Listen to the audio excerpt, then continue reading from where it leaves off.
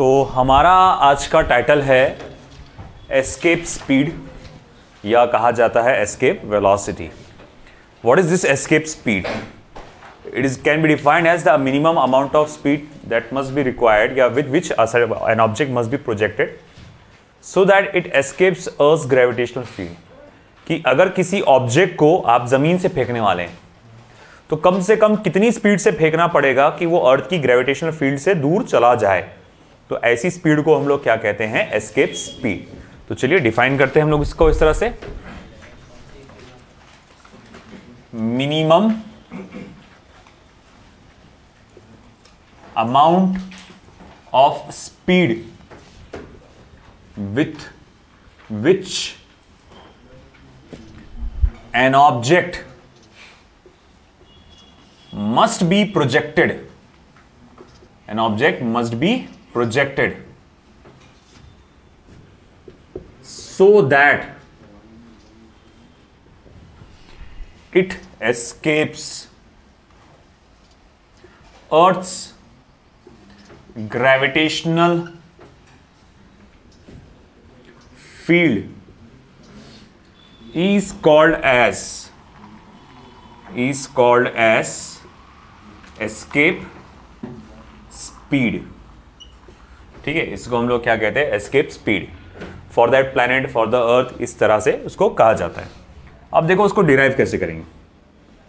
मान लीजिए हमारा प्लैनेट है of mass capital M and radius capital R. एक ऑब्जेक्ट है, ओके, एक रॉकेट की तरह एक ऑब्जेक्ट है जिसे आप लॉन्च करना चाहते हैं।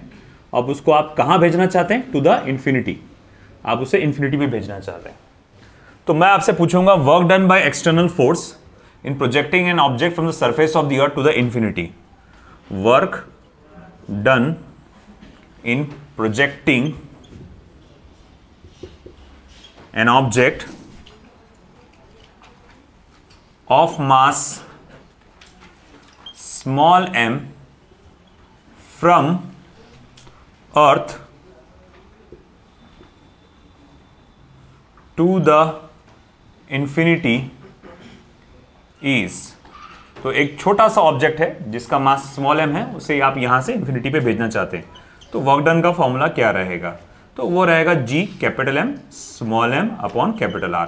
अब आप बोलेंगे सर ये कहां से आया? अरे आप खुद सोचो, पिछले लेक्चर में आपने पिछले लेक्चर में आपने पढ़ा कि किसी ऑब्जेक्ट को अगर इंफिनिटी से यहां पर लाके रखना है सरफेस ऑफ द अर्थ पे, कहां से?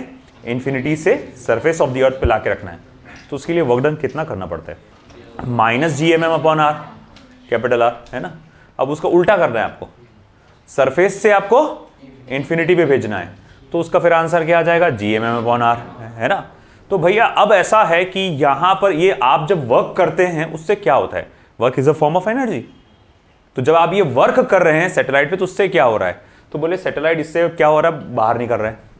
तो जब ये अर्थ की ग्रेविटेशनल फील्ड से बाहर निकलेगा तो जैसे जैसे ऊपर ऊपर जाएगा उसकी पोटेंशियल एनर्जी क्या होगी? कम होते जाएगी, है ना। नजदीक आने पे क्या हो जाएगा आपका? सॉरी उल्टा बोल रहा हूं मैं।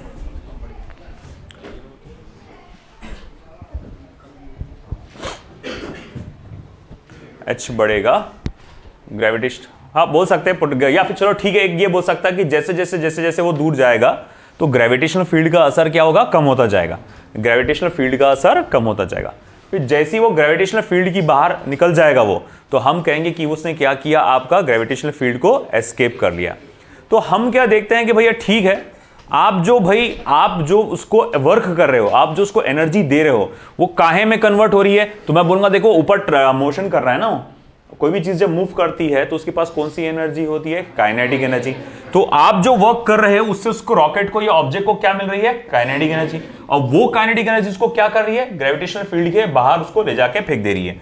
तो मैं ये कह सकता हूं कि अच्छा ठीक है, तो ये जो वर्क डन है bye external force, work done by external force, ये काहे में कन्वर्ट हो रही है? काइनेटिक एनर्जी में, है ना। आप जो वर्क कर रहे हैं रॉकेट के ऊपर भेज रहे हैं, वो वर्क के वजह से रॉकेट को क्या मिली? काइनेटिक एनर्जी मिली। और उसी काइनेटिक एनर्जी ने क्या किया? उसको ग्रेविटेशनल फील्ड के बाहर फेंक दिया। तो ठीक है, मैं यहां लिख सकता हूं देयरफॉर काइनेटिक एनर्जी का जो फॉर्मूला है वो क्या लिख सकते हैं आप? G capital M small m upon R। मगर मैं बोलूंगा kinetic energy of this object, इसका फॉर्मूला क्या होता? तो आप half of M V square कहेंगे। G capital M small M upon capital R. Small M क्या हो जाएगा, कैंसल, ये 2 जाएगा इधर, तो मैं लिखूंगा v इज इक्वल टू आपका under root of 2g capital M upon capital R. तो भैया ये मेरे पास जो वेलोसिटी का फॉर्मूला आया है, ये आया है एस्केप वेलोसिटी, एस्केप स्पीड का फॉर्मूला आया है under root of 2gm upon capital R, है ना। आप देख सकते हैं यहां पर मास ऑफ प्लैनेट है क्या, सॉरी मास ऑफ ऑब्जेक्ट है क्या, नहीं, मतलब यहां पर क्या है, मास ऑफ प्लैनेट है, रेडियस ऑफ प्लैनेट है, यूनिवर्सल ग्रेविटेशनल कांस्टेंट है, मगर मास ऑफ ऑब्जेक्ट नहीं है। दैट मीन्स व्हाट, कि आपका एस्केप स्पीड जो है मास ऑफ ऑब्जेक्ट पे डिपेंड नहीं करता। बोले मतलब कहने का मतलब क्या, अगर तुमको 1 किलो के सामान को ऊपर फेंकना है, तुमको अगर 1 किलो के सामान को ऊपर फेंकना है या फिर 100 किलो के सामान को फेंकना है ऊपर, तो दोनों के लिए जो एस्केप स्पीड की वैल्यू रहेगी वो कैसी रहेगी, सेम रहेगी, क्योंकि सामान का यानी ऑब्जेक्ट का मास क्या है उससे कोई लेना देना नहीं है। आई बात समझ में आपको यहाँ पर, ओके चलो ठीक है मान लिया।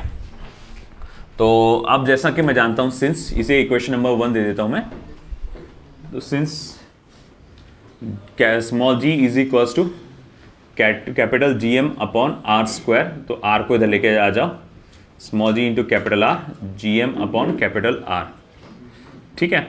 अब GM अपॉन कैपिटल आर की जगह ये वैल्यू डालूंगा मैं, therefore escape velocity is equal to under root of 2gr।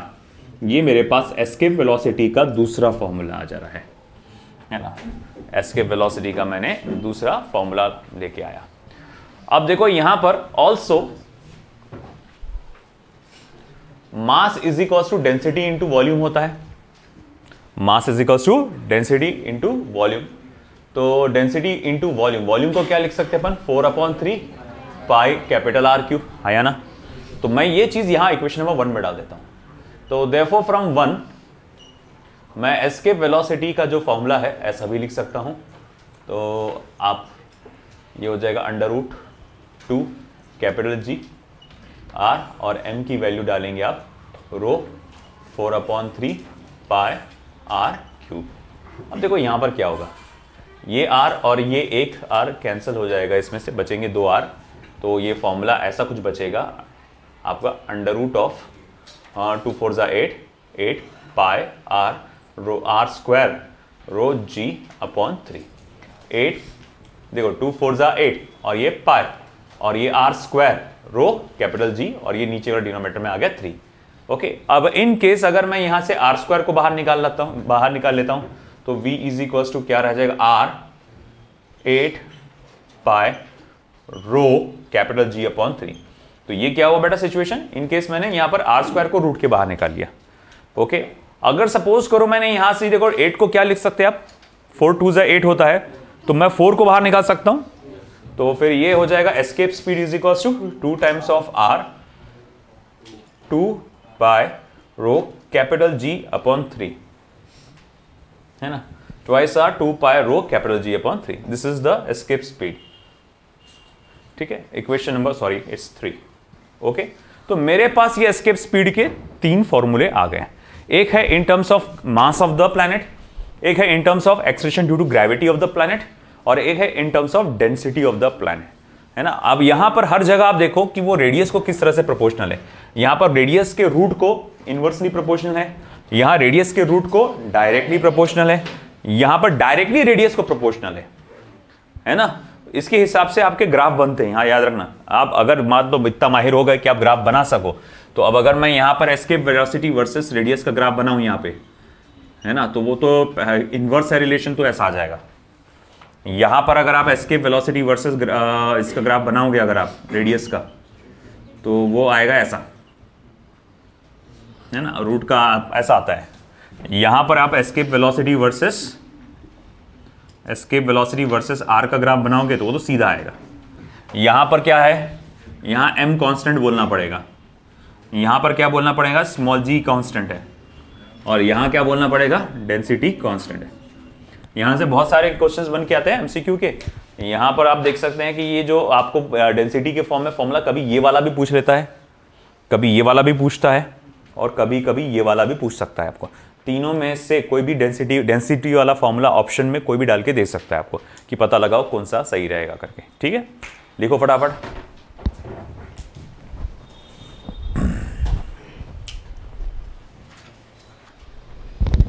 जैसे कि आपने यहाँ पर एस्केप स्पीड के सारे फॉर्मूले देखे, अब इसी से रिलेटेड कुछ कॉन्सेप्ट हम लोग देखेंगे। सबसे पहला कॉन्सेप्ट ये है कि the escape speed of any object, the escape speed of any object from the surface of earth is 11.2 kilometre पर सेकेंड। अगर किसी ऑब्जेक्ट को आपको क्या करना है, अर्थ के सरफेस से ग्रेविटेशनल फील्ड के बाहर फेंकना है, तो आपको कितनी स्पीड से फेंकना पड़ेगा? 11.2 किलोमीटर पर सेकेंड। इतनी स्पीड से मतलब वो 3 सेकेंड में अकोला टू बालापुर पहुंच जाएगा। 3 सेकेंड में भी नहीं, 2.5 सेकेंड में कहा जाएगा, है ना। तो इतनी स्पीड से तुमको उसको फेंकना पड़ेगा, तब जाके वो भैया क्या होगा, अर्थ की ग्रेविटेशनल फील्ड के बाहर निकलेगा।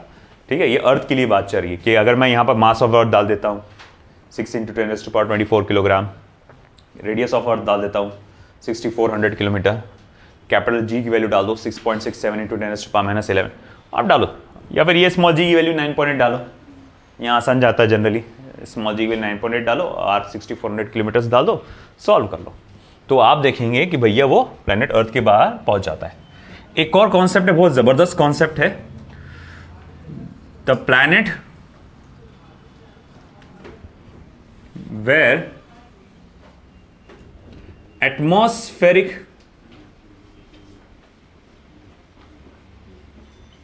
gases have RMS speed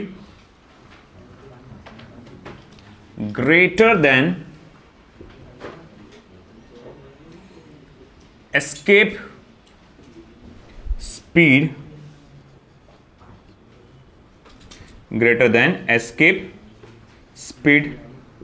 will not have any atmosphere, will not have any atmosphere। तो अगर हम लोग देखते हैं कि भाई ऐसा है, आरएमएस स्पीड क्या होता है, देखो आप आगे जाके ये कॉन्सेप्ट स्टडी करने वाले हैं काइनेटिक थ्योरी ऑफ गैसेस नाम के चैप्टर में। काइनेटिक थ्योरी ऑफ गैसेस नाम के चैप्टर में आप ये देखेंगे कि जो गैस के जो पार्टिकल्स होते हैं, जब ये इस तरह से तैरते हैं आसपास, तो उनको स्पीड को आरएमएस स्पीड करके बताया जाता है। वो टेम्परेचर पर डिपेंड करता है, जितना ज़्यादा टेम्परेचर वो गैस की आरएमएस स्पीड उतनी ज़्यादा होती है, वो ऐसा आड़ा टेढ़ा घूमते रहते हैं। तो अगर मान लो किसी प्लैनेट का जो गैसेस है, मान लो प्लैनेट का फॉर्मेशन हुआ होगा, वहाँ पर गैसेस आई होगी, और अगर गैसेस यहाँ पर अगर सपोज करो, जैसे अर्थ की बात करते हैं हम लोग, है ना, अभी अगर मान लो अर्थ का टेम्परेचर बढ़ गया, किसी कारण से अर्थ का टेम्परेचर बढ़ गया, तो क्या होगा इस सिचुएशन में? इस सिचुएशन में भैया आपके जो गैसेस है हमारे आसपास, हमारे पास जो एयर मॉलिक्यूल्स है, डस्ट पार्टिकल्स है, सब जो गैसेस बोल सकते हैं, डस्ट पार्टिकल्स को छोड़ो, जो गैसेस है, तो उनके गैसेस के मॉलिक्यूल्स की जो आरएमएस स्पीड है, इधर उधर भागने की जो स्पीड है, वो बढ़ जाएगी। और अगर वो स्पीड है ना, आरएमएस स्पीड एस्केप स्पीड से ज्यादा हो गई, तो क्या होगा? जाहिर बात है वो हमारे ग्रेविटेशनल, हमारे अर्थ के सरफेस को क्या करेंगे? छोड़ के चले जाएंगे, धीरे धीरे धीरे धीरे छोड़ के पूरा एटमॉस्फेयर स्पेस में फैल जाएंगे वो, है ना। तो हमारे बाद में फिर देखा जाएगा कुछ सालों बाद फिर कि आपके अर्थ पे कोई एटमॉस्फेयर बचा ही नहीं, क्योंकि सारी की सारी गैसेस क्या कर गई? एस्केप कर गई, है ना। तो वही होता है कि यहाँ पर जो एटमॉस्फेयर हमारा है ना बचा हुआ, ये इस वजह से बचा हुआ है। क्यों बचा हुआ है? क्योंकि यहाँ पर जो गैसेस है उनकी जो आरएमएस स्पीड है अभी फिलहाल वो एस्केप स्पीड से कम है ना। अगर हम अगाऊ धंधे करते रहेंगे, कैसे? पेड़ काटो पेड़ काटो, डिफॉरेस्टेशन करते जाओ।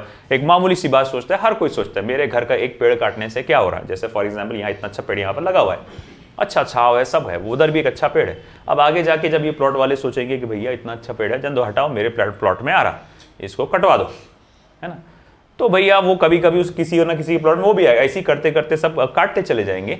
तो भैया फिर एक वक्त ऐसा आएगा कि भैया आप धीरे धीरे धीरे डिफॉरेस्टेशन करने की वजह से अर्थ का टेम्परेचर बढ़ता जाएगा, और कभी ना कभी ऐसा हो जाएगा कि फिर इतना बढ़ जाएगा टेम्परेचर, वो तो बहुत ज़्यादा आगे की बात है और थोड़ी इम्प्रैक्टिकल बात है, मगर कभी ना कभी अगर ऐसा हो गया तो सिचुएशन ये भी हो सकती है कि गैसेस की जो आरएमएस स्पीड है वो आपके अर्थ के एस्केप स्पीड से बढ़ गई और फिर वो उसको छोड़ के चले जाएंगे।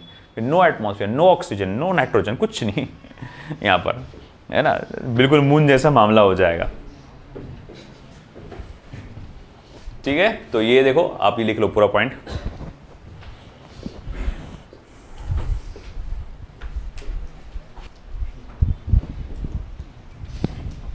तो हमारा अब अगला टॉपिक है minimum height attend by an object if projected with speed less than escape speed.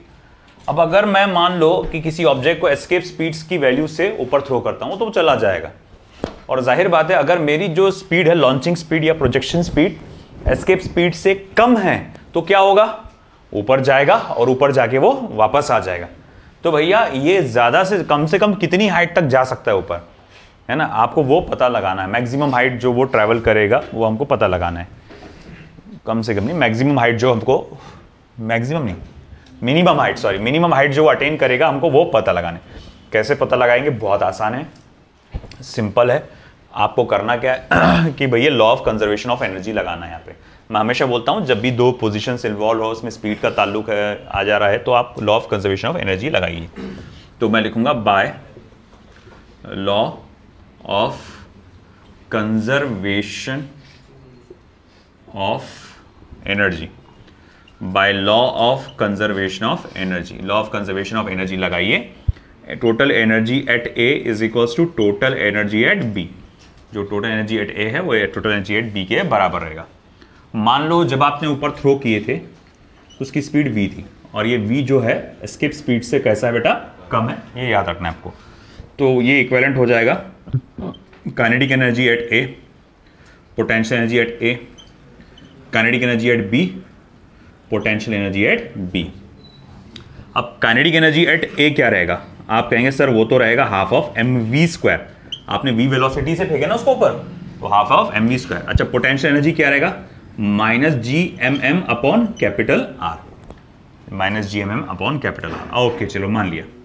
अच्छा, काइनेटिक एनर्जी एट बी क्या रहेगा, देखो ये क्या है, वो पर्टिकुलर हाइट पे पहुंचा, मिनिमम मतलब मैक्सिमम हाइट पे पहुंचा, और फिर उसके बाद वहां से वो नीचे आ गया, ये हाइट मैक्सिमम थी स्पीड में।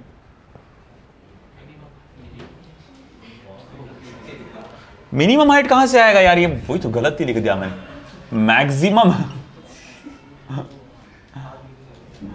Maximum height attend by an object in projected with a speed less than escape, maximum आएगा ना, मैं पूरा वही खेल ही बदल जा रहा है इसमें।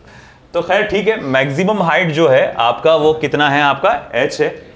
तो मैं बोलूंगा जब ये मैक्सिमम हाइट पे पहुंचेगा तो इसकी जो फाइनल स्पीड है वो क्या हो जाएगी, 0। तो मैं लिखूंगा देखो भैया अगर फाइनल स्पीड 0 हो गई तो काइनेटिक एनर्जी क्या हो जाएगी आपकी, 0। हाँ, मगर पोटेंशियल एनर्जी रहेगी, क्योंकि अभी भी वो ग्रेविटेशनल फील्ड के अंदर है।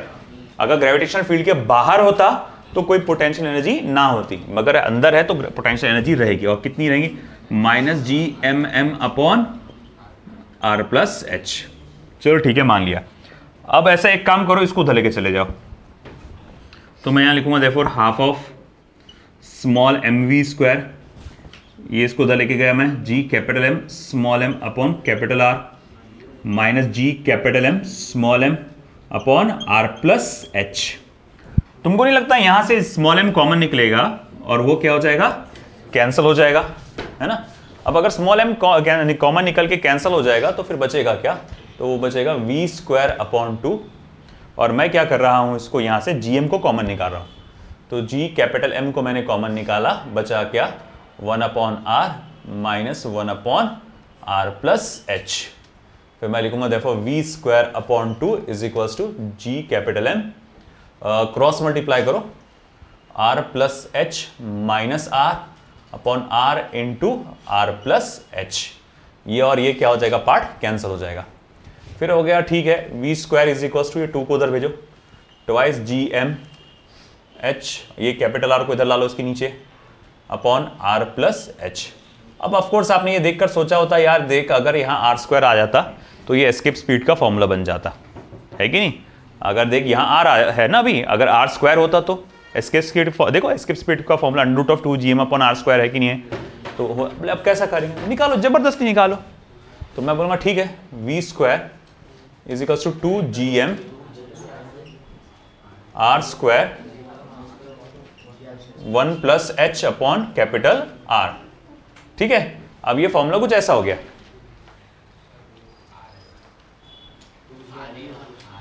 सिर्फ आर है ना उसमें, आर स्क्वायर नहीं है फिर वहां पे, तो भी under root of 2gm upon R है ना।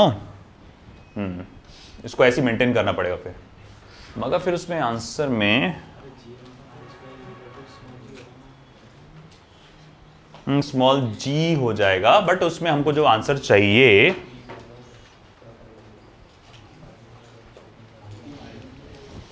एक काम करते हैं देख इसको, H upon R plus H. अच्छा, ये जो वैल्यू है मैं इसको एस्केप स्पीड बोल सकता हूं, since v is equal to under root of 2gm upon R. तो मैं बोल सकता हूं ये एस्केप स्पीड का क्या है, स्क्वायर है। तो मैं यहां लिख सकता हूं therefore v square is equal to escape speed का square h upon R plus H, h upon R plus H. अब ऐसा है कि यहां पर अगर मैं क्रॉस मल्टीप्लाई करूं, मुझे चाहिए h की वैल्यू ना, मैक्सिमम हाइट जो अटेन कर पाएगा। तो अगर ये r प्लस एच को इधर मल्टीप्लाई करूं तो v square into capital R plus V square into H is equals to, ये हो जाएगा VE स्क्वायर इंटू एच। और इसको इधर लेकर आ जाओ तो v square into capital R is equals to VE square into H minus V square into H. अब इसमें से h कॉमन निकालो, v square into capital R, मैं इसमें से h कॉमन निकालूंगा तो क्या बचेगा, VE square minus v square, और इसको उधर भेजो। देखो h इज इक्वल्स टू क्या हो जाएगा आपका, v square upon VE square minus v square in times of capital R। Okay, in times of capital R।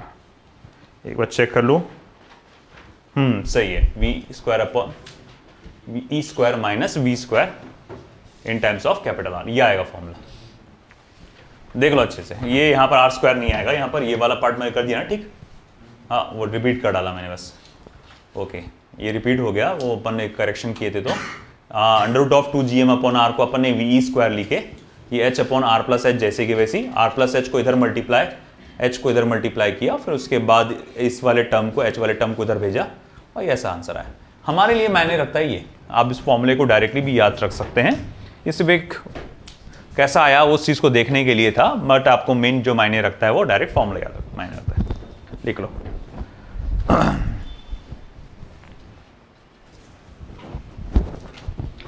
तो यहां है velocity attained by an object after leaving the earth's gravitational field when launch with speed greater than the escape speed.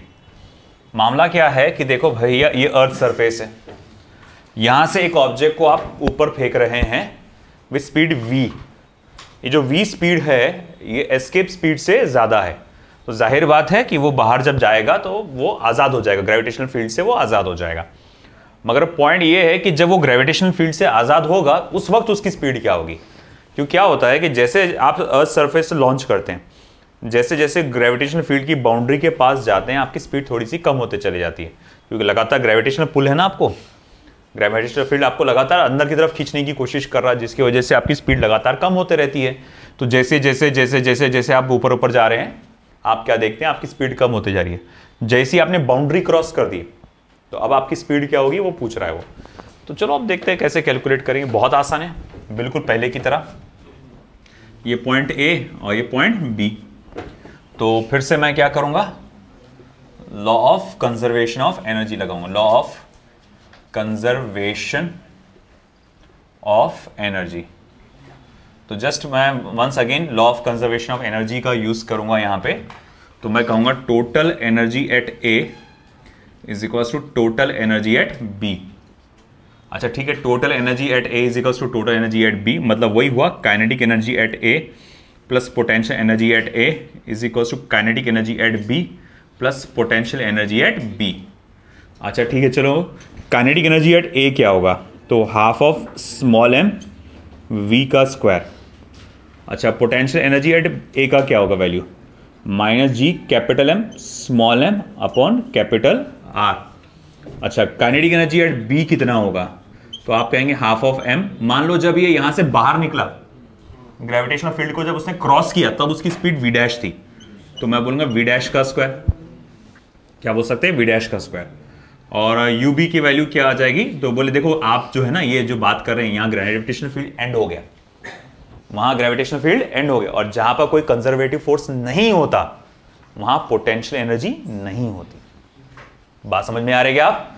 है ना, conservative force जो gravitational force है वो सिर्फ वहीं एग्जिस्ट करता, सॉरी पोटेंशियल एनर्जी वहीं एग्जिस्ट करती है जहां पर क्या होता है? कंजर्वेटिव फोर्स होता है ना। जैसे स्प्रिंग है अगर, तो वहां कंजर्वेटिव फोर्स है स्प्रिंग के मामले में, है ना। ग्रेविटेशनल फोर्स में एक कंजर्वेटिव फोर्स है तो इसलिए पोटेंशियल एनर्जी है, और स्प्रिंग फोर्स है, स्प्रिंग एक कंजर्वेटिव फोर्स है इसीलिए वहां पर भी पोटेंशियल एनर्जी होती है। मैग्नेटिज्म या मैग्नेटिक फोर्स एक कंजर्वेटिव फोर्स है इसीलिए वहां पर भी पोटेंशियल एनर्जी है। इलेक्ट्रोस्टैटिक फोर्स एक कंजर्वेटिव फोर्स है इसीलिए वहां पर भी पोटेंशियल एनर्जी है। मगर तुमने क्या फोर्स ऑफ फ्रिक्शन के लिए कभी पोटेंशियल एनर्जी पढ़े क्या आपने?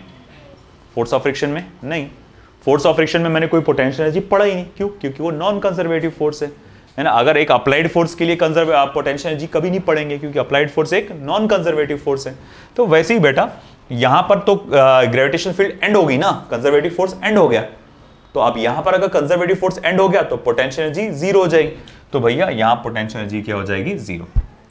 चलो ठीक है भाई, मान लिया। और अब आगे क्या? तो भाई ऐसा है कि देखो सबसे पहले जो चीज मुझे नजर आ रही है, सब में से स्मॉल m कॉमन निकल के क्या हो जाएगा? कैंसल हो जाएगा। अब एक काम करता हूं मैं, v डैश का स्क्वायर उसको एक जगह रहने दूंगा, LHS में लिख लेता हूं पहले तो मैं इसको, v डैश का स्क्वायर इज इक्वल्स टू, ये 2 को इधर ट्रांसफर कर देता हूं। तो जब ये 2 को इधर ट्रांसफर करूंगा तो ये नीचे वाले 2 से क्या हो जाएगा? कैंसिल हो जाएगा, बचेगा सिर्फ v स्क्वायर माइनस, और इसमें मल्टीप्लाई हो जाएगा 2g capital M upon r, है ना। अब ऐसा है कि आप अगर नोटिस किए होंगे 2gm अपॉन कैपिटल R, ये क्या है? अरे ये तो एस्केप स्पीड का फॉर्मूला, एस्केप स्पीड के स्क्वायर का फॉर्मूला है। तो मैं बोल सकता हूं देखो v डैश का square is equals to v square minus ve का स्क्वायर। तो मैं यहां लिख सकता हूं therefore v dash is equals to under root of v का स्क्वायर माइनस ve का स्क्वायर। यार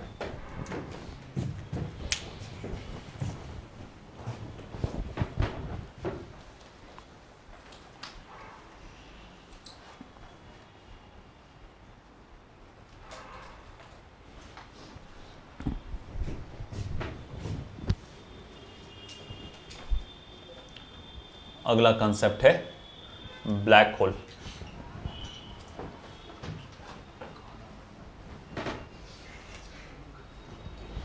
देखो 2 मिनट ध्यान दीजिएगा, बाद में लिखिएगा। ब्लैक होल, ये स्पेस में हम लोग ने देखा है, नाम सुना है कई बार इस ब्लैक होल के बारे में, बहुत सारी अलग अलग टाइप की थियरीज हमने सुनी है ना। Black hole, of course black hole क्या है? एक किस्म का होल नहीं है एक्चुअली, है ना, मगर उस ऑब्जेक्ट का ग्रेविटेशनल फोर्स इतना ज्यादा है कि लाइट भी उससे एस्केप नहीं हो सकता, है ना। इसी वजह से वो ब्लैक नजर आता है। वो जैसे आपने अगर देखा, मैंने कहा था, सजेस्ट किया था कि मूवी देखना, एक इंटरस्टेलर करके एक मूवी है, उसमें देखना आपने, तो उसमें आपने देखा होगा कि भाई ऐसा एक ब्लैक है मगर उसके आसपास एक रोशनी नजर आती है आपको, मगर यहाँ पर फिर आपको कुछ नजर नहीं आता। यहाँ से इसलिए कुछ नजर नहीं आता क्योंकि इस जगह पर लाइट एस्केप नहीं कर पाया, है ना। पूरा लाइट भी इसमें क्या हो गया? एब्जॉर्ब हो गया, उसने पूरा खींच दिया लाइट को। तो ये बहुत ज़बरदस्त थ्योरी है, बहुत आगे ट्रेमेंडस बड़ी चीज़ है। ब्लैक होल को स्टडी करना तो बहुत अलग ही मामला है।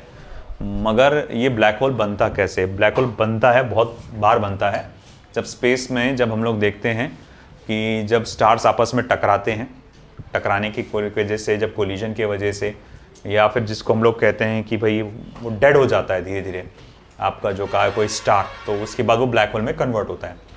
तो ब्लैक होल में हमको बेसिकली करना क्या करता है कि बहुत ज़्यादा मास एक छोटी सी जगह में कंप्रेस करके रखना पड़ता है। बहुत ज़्यादा मास अगर मैं एक छोटी सी जगह में कंप्रेस करूँगा तो क्या हो जाएगा? डेंसिटी बढ़ जाएगी, है ना। क्या हो जाएगा? डेंसिटी बढ़ जाएगी। अब जैसे फॉर एग्जांपल मैं अगर इसको डिफाइन करूँ कि ब्लैक होल असल में है क्या, तो black whole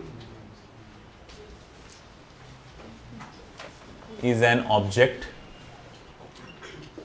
where escape speed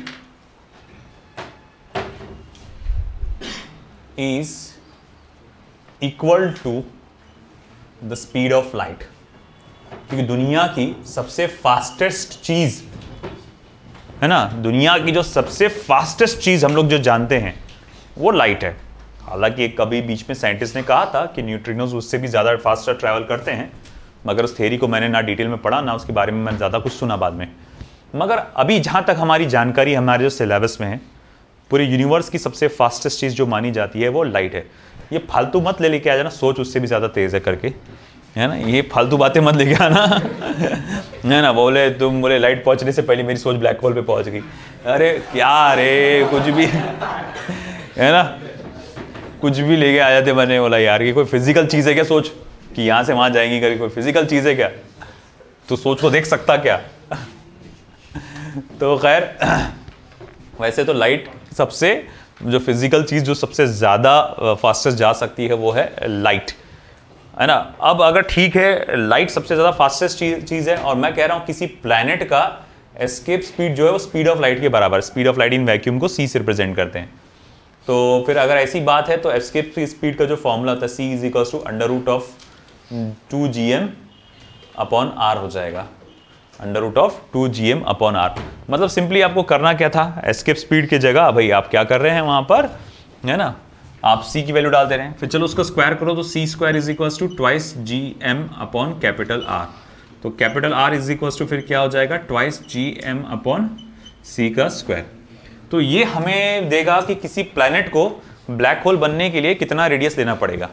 for the fun fact एक काम करते हैं, हम लोग देखते हैं अर्थ का रेडियस कितना होना चाहिए ताकि वो ब्लैक होल में कन्वर्ट हो सके, है ना। अर्थ का जो मास है फिलहाल वही रखेंगे, है ना। तो 6.67 इंटू 10⁻⁻11 मास ऑफ अर्थ कितना है आपका, वो है 6 इंटू 10⁻24 किलोग्राम्स बोलते हैं अप्रोक्सीमेशन में, और स्पीड ऑफ लाइट 3 इंटू 10⁸, तो उसका स्क्वायर। तो चलो ठीक है, जरा मुझे कोई सेपरेटली ये सॉल्व करके बताओ ये तीन वैल्यूज कितनी हो रही, मैं जब तक ये पावर्स को देखता हूँ। तो 24 में से गए 11, बचे कितने 13, और 13 में से फिर गया 16, तो बचे कितने 10⁻⁻3। ओके, ये 10 का स्क्वायर 16 हो जाएगा ना, हाँ -3। अच्छा पता लगा है कि आपने 2 मल्टीप्लाई बाय 6.67 मल्टीप्लाई बाय 6 कितना हो रहा,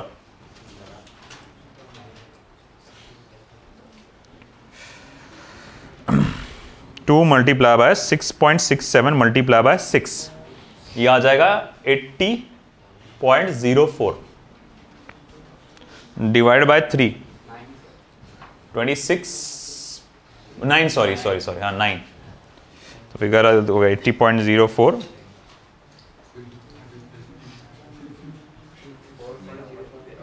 8.89, तो 8.89 into 10⁻³ metre, 0.889 into 10⁻² metre, 0.889 centimetre, हाँ 0.889 सेंटीमीटर, यानी कि या चलो उसको अप्रोक्सीमेशन में ले लो 0.89 सेंटीमीटर।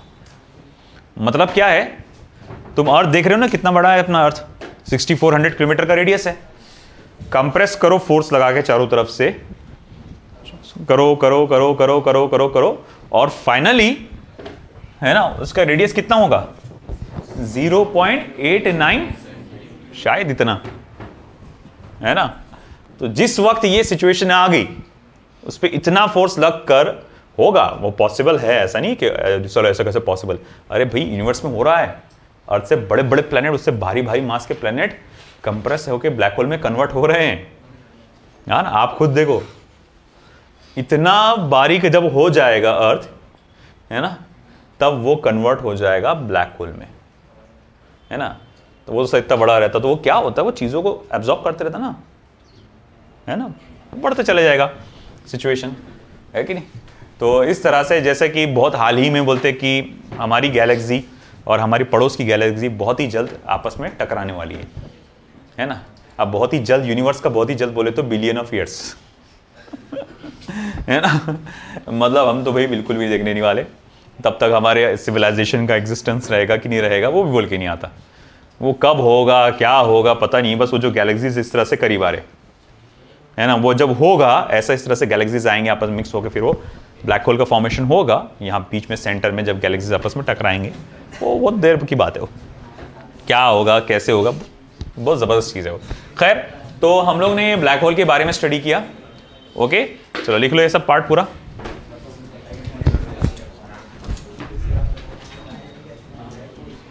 इसकी न्यूमेरिकल्स कल ले लेंगे अपन, 12 बज गए क्योंकि